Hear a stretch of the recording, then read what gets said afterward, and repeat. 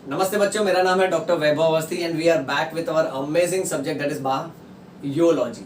आज के Yo Yo bio class में आपके योयो सर आपको अर्थवॉर्म के बारे में सिखाने वाले हैं। अर्थवॉर्म का डायग्राम वाला एक सेपरेट लेक्चर मैंने बनाया है बड़ी मेहनत से।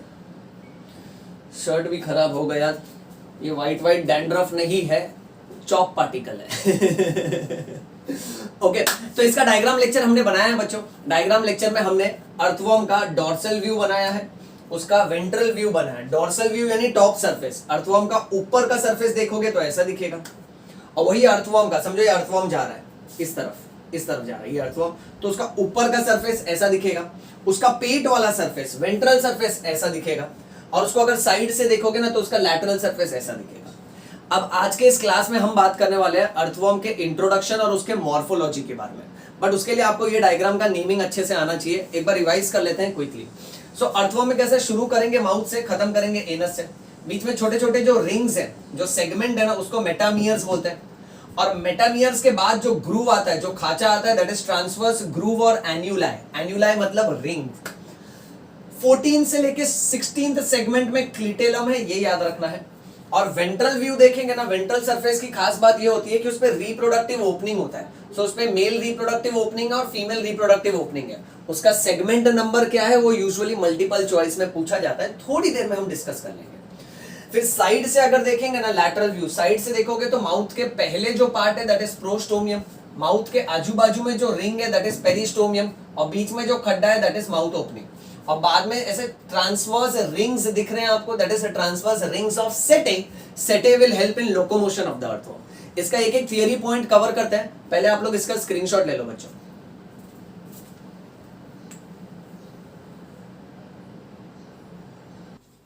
ऑलराइट, नाउ बच्चों let's continue with the introduction and morphology of earthworm. So our topic for today is Yo Yo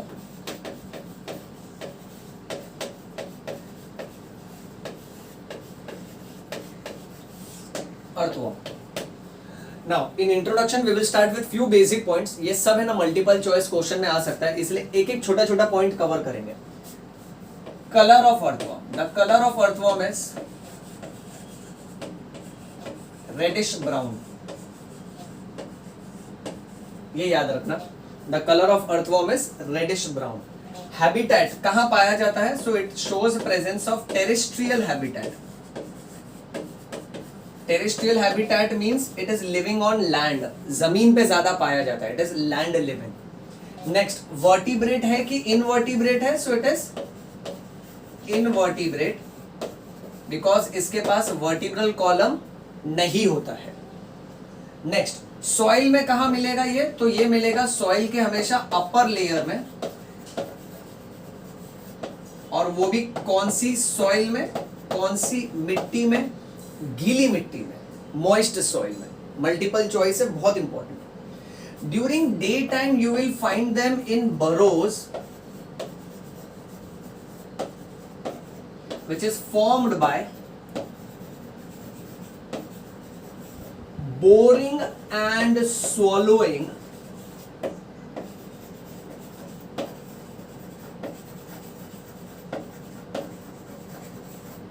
the soil।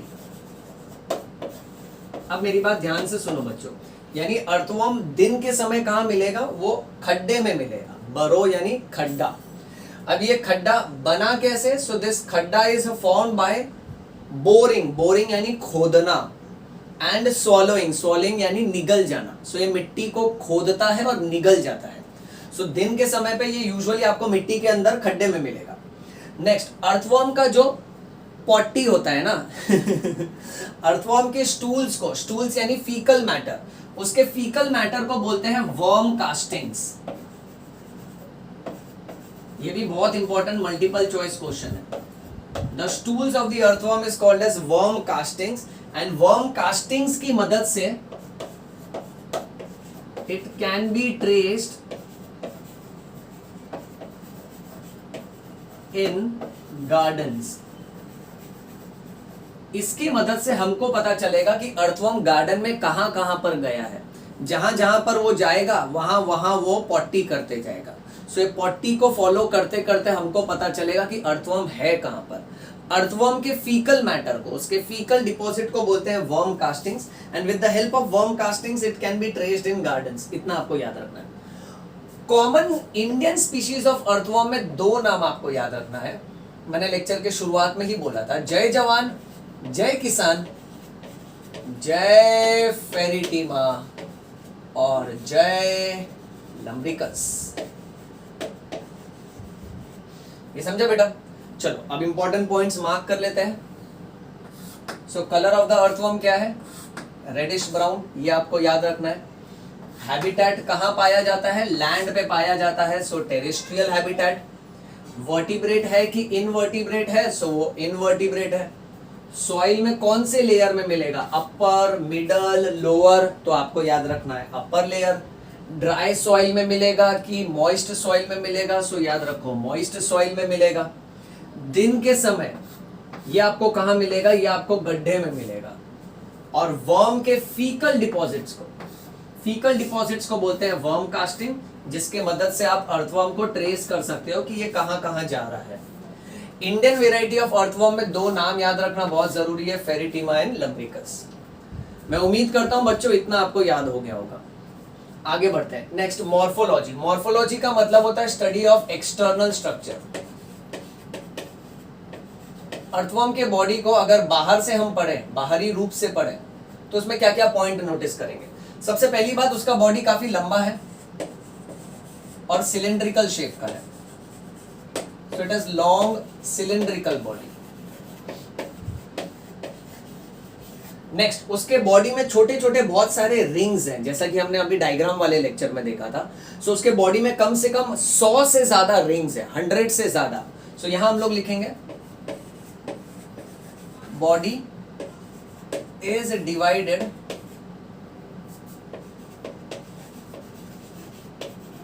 into more than 100 rings.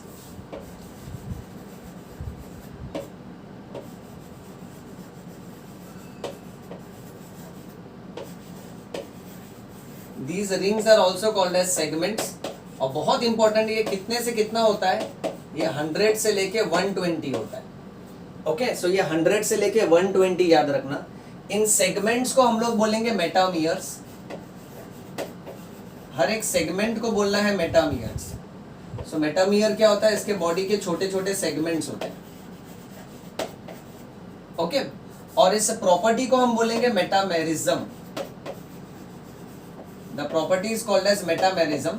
Metamerism में क्या होता है ना, external segmentation corresponds to internal segmentation। यानी समझो फॉर एग्जांपल, जैसे कि लेट से ह्यूमन बॉडी ऐसे सोया हुआ है। सो हमारा हेड खत्म हो गया, फिर हमारा नेक आया, फिर हमारा चेस्ट आया। तो हेड खत्म हुआ, नेक, चेस्ट, एब्डोमेन, लेग्स। सो हमारा बॉडी समझो फॉर एग्जांपल, ना खाली एग्जांपल के लिए बोल रहा हूं। ओके, सो बॉडी ऐसे बाहर से डिवाइडेड है, बट अंदरूनी तौर पे हमारे ब्लड वेसल्स पूरे कंटिन्यूअस है।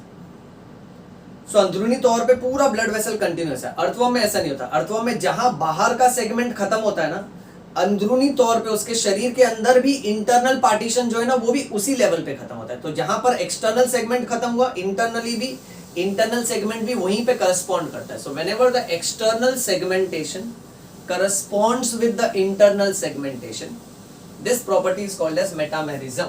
और मेटामेरिज्म में इसके बॉडी के पास 100 से लेकर 120 सेगमेंट्स होते हैं। ये आपको अच्छे से याद रखना है। नेक्स्ट, अर्थवर्म का अगर हम लोग डॉर्सल बॉडी देखें, सो अर्थवर्म के डॉर्सल बॉडी सरफेस की खास बात क्या है? So the dorsal body surface shows dark median line. एक लाइन दिखता है एकदम मिड लाइन में, which is nothing but the dorsal blood vessel. वो उसकी ब्लड वेसल है जो बराबर बीचों बीच में होती है। And this dorsal blood vessel runs along the longitudinal axis of the body। It runs along the longitudinal axis of the body। ये आपको याद रखना है।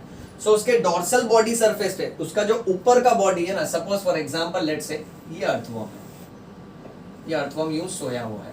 सो उसके ऊपर की बॉडी में जितनी उसकी लंबाई है ना, उतना लंबा ब्लड वेसल है, और वो भी उसके बॉडी के एकदम मिड लाइन में, बीचों बीच में। सो डॉर्सल सरफेस की खास बात ये है कि आपको एक मिड लाइन में ब्लड वेसल दिखेगी, और वेंट्रल उसके बॉडी के नीचे के सरफेस की खास बात ये है कि यहाँ पे रिप्रोडक्टिव ओपनिंग्स होते हैं। सो ये पॉइंट भी कवर कर लेते हैं। Ventral body surface shows presence of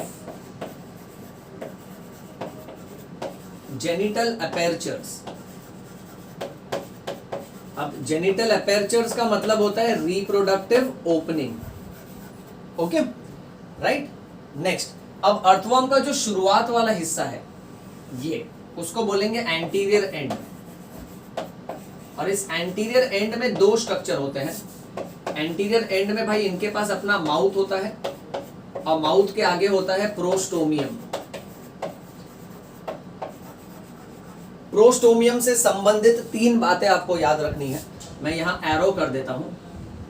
prostomium से रिलेटेड तीन important point. Point number 1, prostomium will act as a lobe for covering the mouth. It acts as a lobe for covering the mouth from the front side. Second, it acts as the wedge to force open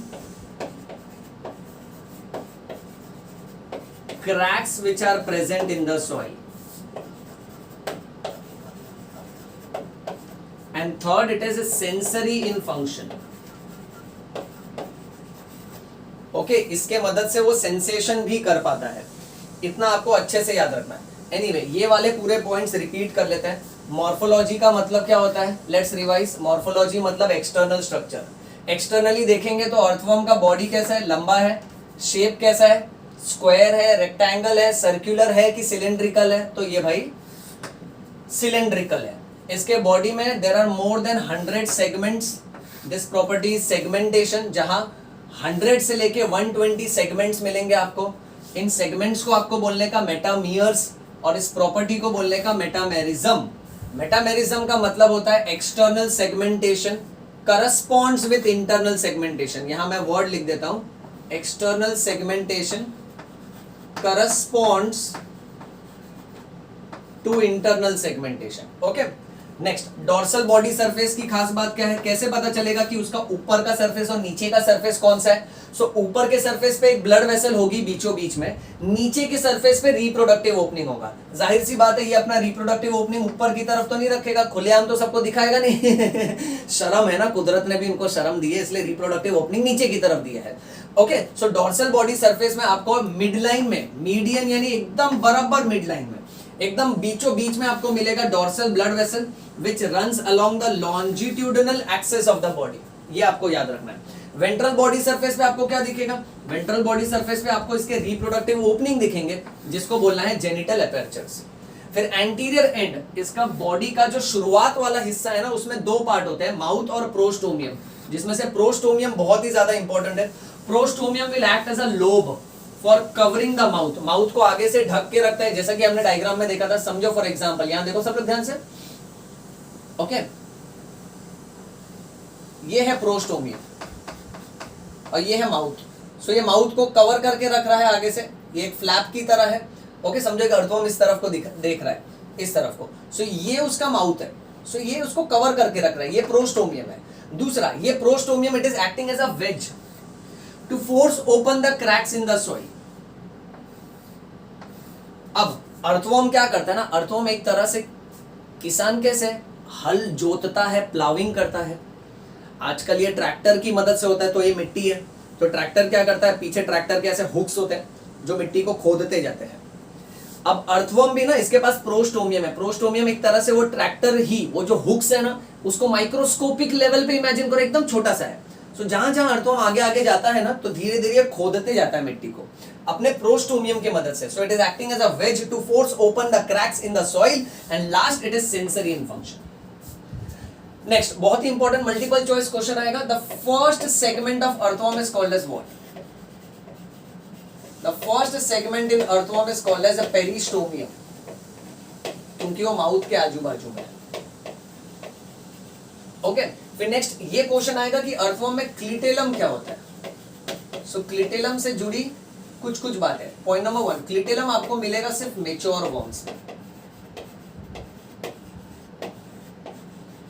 point number 2, ये क्लिटेलम आपको मिलेगा segment number 14 से लेके 16 में, 14, 15, 16 में. और ये क्लिटेलम है क्या? It is a dark band of glandular tissue. It is a dark band of glandular tissue.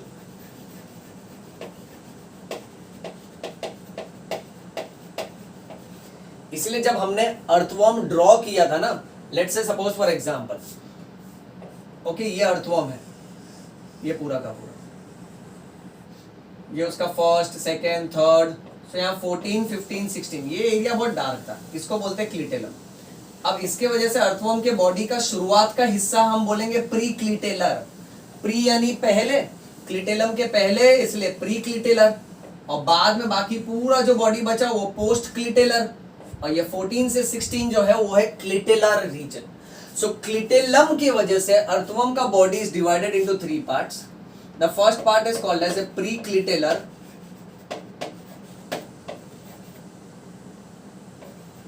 The second part is called as clitellar region, and the third part is called as a post-clitellar region.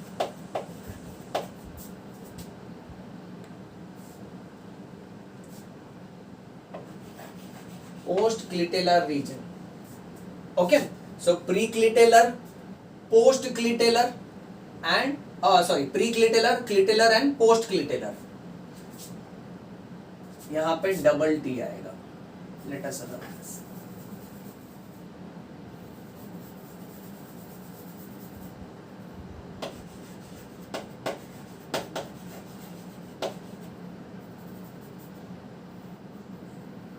Okay fine. अब next point हमको क्या याद रखना है ना, कि ये तो इसके हो गए सब क्लिटेलर ओपनिंग के बारे में. अब अर्थवर्म के पास स्पर्माथेकल एपर्चर्स कितना है? तो 4 pairs. It has 4 pairs of spermathecal apertures.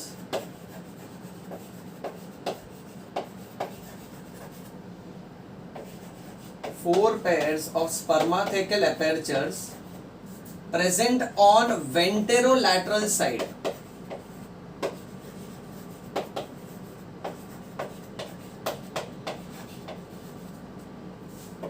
In intersegmental grooves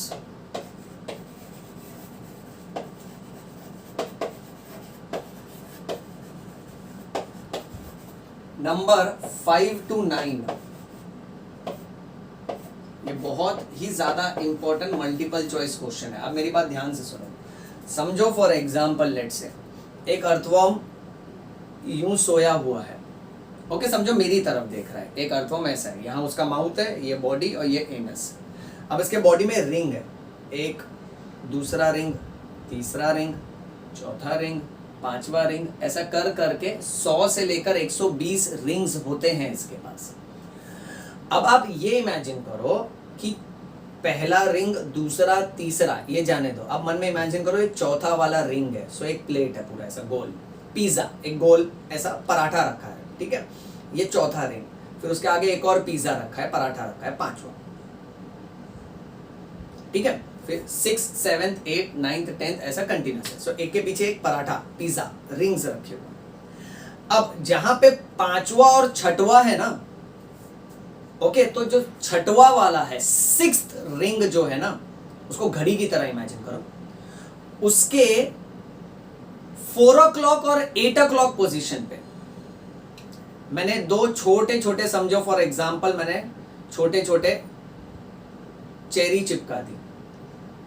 okay, सो ये जो पराठा है 5वां वाला और 6वां वाला, 6वें वाले के 4 o'clock और 8 o'clock पोजीशन पे मैंने चेरी चिपका दिया. तो फिर वैसे ही 7वें वाले पे चिपका दी, 8वें वाले पे चिपका दी और 9वें वाले पे चिपका दी. तो मेरी बात ध्यान से सुनो. ऐसी मैंने चेरीज कितनी चिपकाई, 4 पैर जोड़ी में ना, एक पराठे पे 2 चिपकाए, सो 4 पैर। सो ये चेरी जो होती है ना, ये स्पर्माथेकल एपर्चर्स होते हैं। Okay right. अब ये किसके किसके ऊपर है, 6th और 5th और 6th के बीच में है ना, और वो भी 6th वाले के वेंट्रल यानी नीचे वाला सरफेस, और लैटरल यानी साइड्स, यानी एकदम भी नीचे नहीं है, 6 o'clock पोजीशन पे भी नहीं है, और एकदम भी साइड में नहीं है, यानी 3 o'clock और 9 o'clock पोजीशन पे भी नहीं है, 4 o'clock और 8 o'clock पोजीशन पे ना, यानी वेंट्रो लैटरल साइड्स पे चिपके होते हैं in the inter segmental groove. Inter means in between, यानी 2 सेगमेंट के बीच में। कौन से सेगमेंट्स, 5th से लेके 9th, यानी 5th और 6th के बीच में एक स्पर्माथेकल एपर्चर है, 6th और 7th के बीच में होगा, 7th और 8th के बीच में, 8th और इतना तो तू खुद समझदार है, समझ गया होगा। सो 5th से लेके 9th सेगमेंट तक इतना आपको याद रखना है अच्छे से, very important this is. Okay, अब नेक्स्ट अगर बात करें इसके बाद फीमेल रिप्रोडक्टिव ओपनिंग और मेल रिप्रोडक्टिव ओपनिंग की।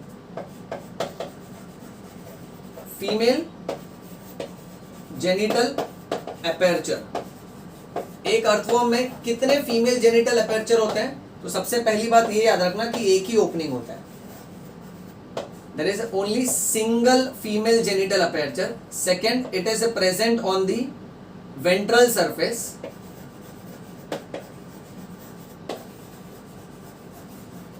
वो भी बराबर कहां होता है, मिड लाइन में होता है, और वो भी सेगमेंट नंबर कौन सा, 4 से फीमेल 4 से 14, सेगमेंट नंबर 14 पे होगा, ये याद रखना। अब 14 के बाद मेल की बात करते हैं, MALE, कितने अक्षर हुए, 4। सो 14 में 4 जोड़ दो तो कितना हुआ, 18। सो ये 18th सेगमेंट पे होता है। पहले हमेशा फीमेल, लेडीज फर्स्ट ऐसा टेक्निक याद रखो। सो पहला फीमेल ओपनिंग आएगा, यानी इसी अर्थवर्म का अगर हम लोग वेंट्रल सरफेस देख रहे हैं, पेट वाला सरफेस देख रहे हैं, सो 14th सेगमेंट के बीचों बीच में फीमेल ओपनिंग है, फिर 18 सेगमेंट के आजू बाजू में मेल ओपनिंग है, ये आपको याद रखना है। Okay, so male genital aperture, male genital aperture single नहीं होता है, ये जोड़ी में होता है, so it is present in pairs. और ये कहां पर होता है, ये वेंटेरोलैटरल साइड्स पे होता है, यानी मिड लाइन में नहीं होगा, आजू बाजू में होगा, वेंटेरोलैटरल साइड पे, and they are present in segment number, so they are present in segment number 18। ये आपको अच्छे से याद रखना है। नेक्स्ट, फिर अर्थवर्म में छोटे छोटे खड्डे भी होते हैं जिसको बोलते हैं नेफ्रिडियोपोर्स, नेफ्रिडियोपोर्स, these are minute openings which opens on body surface, it opens on body surface, and this is meant for what, it is meant for excretion, सब कचरा बाहर फेंकता है ये। ओके, लास्ट वेरी इंपॉर्टेंट, तुमको मल्टीपल चॉइस क्वेश्चन आएंगे earthworm में सेटे के बारे में। अब सेटे होता क्या है, सबसे पहली बात, setae is rows of S shape structure, इसका शेप पूछते हैं, एस शेप। ओके, ये क्या रखो। नेक्स्ट, सेटे होता कहां पर है, it is present in all segments except the first segment, the last segment and the clitellar segment. Okay, last setae क्या कर सकता है, setae can be extended and it can be retracted, उसको पीछे भी लिया जा सकता है यानी retracted, और उसको आगे भी लिया जा सकता है यानी extended। और ये काहे में मदद करता है, ये अर्थवर्म को लोकोमोशन में मदद करता है, मूवमेंट में मदद करता है। चलिए ये सारे पॉइंट्स रिवाइज कर लेते हैं। First important point is the first segment of earthworm is called as peristomium. Next, clitellum, clitellum is present in mature worm, segment number 14 to 16। It is a dark band of which tissue, glandular tissue. Okay, ये याद रखना, dark band of glandular tissue. Earthworm का body clitellum की वजह से 3 हिस्सों में divided है। The starting portion is called as clitellar segment, middle, preclitellar, middle is clitellar and the last is postclitellar। Earthworm में कितने स्पर्माथेकल एपर्चर्स होते हैं, सो 4 पेयर्स। कहाँ होता है ये? वेंटरोलैटरल साइड्स में। इंटरसेगमेंटल ग्रूव नंबर पूछा तो 5th to 9th। Female genital opening कहां पर है? सेगमेंट नंबर कौन सा है? So segment number 14। Male genital opening कहां पर है? Segment number 18। फीमेल का ओपनिंग कितना है? सिंगल। मेल का ओपनिंग जोड़ी में है, पेयर्स में है। फीमेल का ओपनिंग वेंट्रल सरफेस के बराबर मिड लाइन में है। मेल का ओपनिंग वेंटरोलैटरल सरफेस पर है, यानी वेंट्रल सरफेस पे पर मिड लाइन में नहीं है, आजू बाजू में, साइड्स में है। एक्सक्रीशन के लिए जो ओपनिंग है, minute opening which opens on body surface is called as nephridiopores and rows of S shape structure is setae. उल्टा भी पूछ सकते हैं, सेटे का shape S shape. It is present in all segment except first, last and clitellar segment, ये याद रखना। Setae can be extended, it can be retracted, it helps in locomotion. ये समझा बेटा? स्क्रीनशॉट ले लो इसका।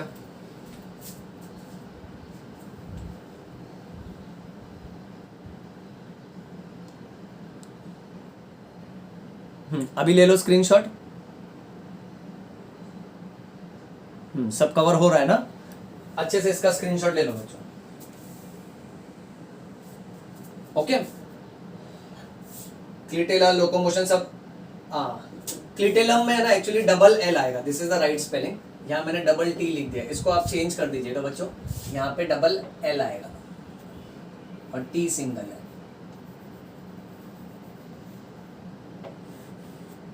Okay, doesn't make much difference.